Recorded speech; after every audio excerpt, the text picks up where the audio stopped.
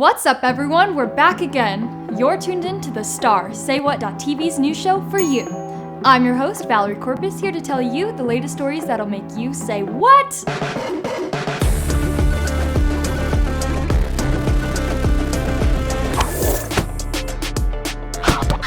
what? As always, we have an awesome show for you today. Before we get started, I want to take a moment to share a few tips. Now that most of you are back in the classroom again, it's time for Back to School Confidence 101 with Val. Tip 1. Stay flexible. Look, this is new for all of us, and transitioning from your couch to a desk after more than a year is not a perfect science. So be ready for the hiccups and roll with the punches. Tip 2. Check in on you and your friends. Remember that you're not alone. If you're having negative thoughts, don't be afraid to share them with others. And look out for your friends too, since we're all in this together. Tip 3. Practice power poses. I was listening to a TED Talk by Amy Cuddy, a Harvard scholar who researched body language, and she found that changing body positions can shift our body chemistry. Standing up tall and straight can change the game. My favorite is the Wonder Woman. It's where you stand with your feet apart, your hands on your hips, and your chin tilted upward.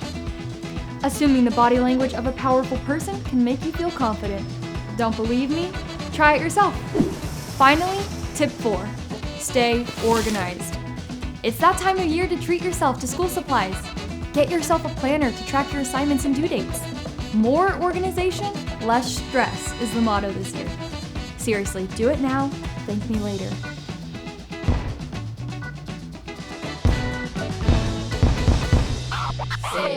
And speaking of checking on your mental health, it was one of the most shocking announcements this summer when the US female gymnast Simone Biles withdrew from almost every event at the 2020 Tokyo Olympics after she got the twisties.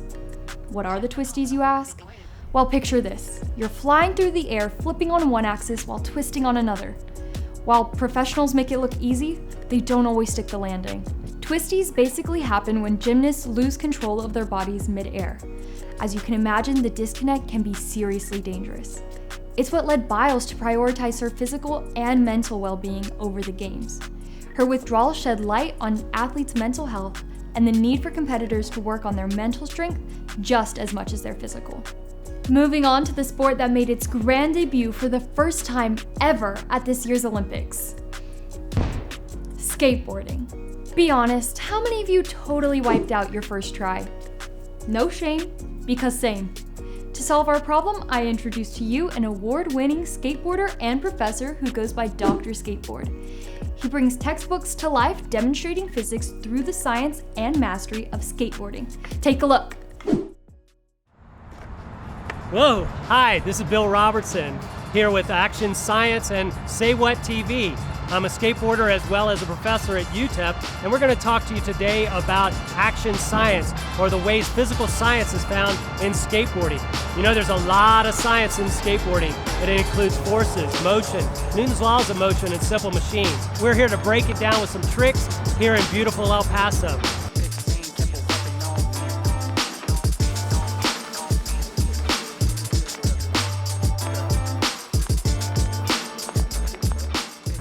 So I grew up in Richmond, Virginia, and started skateboarding with my friends when I was in middle school. I was 13 years old, and I got involved in contests right away.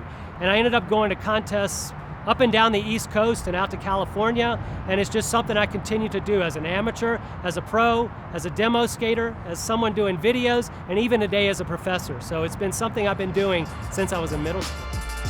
So for the first trick we're going to look at in the area of inertia.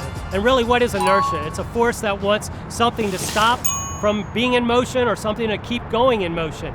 And the area we're going to look at with inertia is called moment of inertia.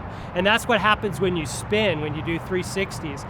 So we're going to do some spins, try to manage centrifugal and centripetal forces while using the moment of inertia as a fundamental concept to keep the trick going.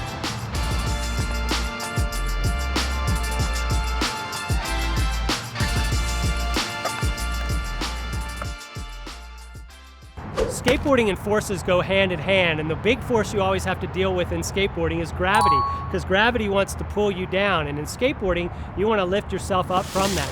So there's lots of tricks that we can do that demonstrate the force.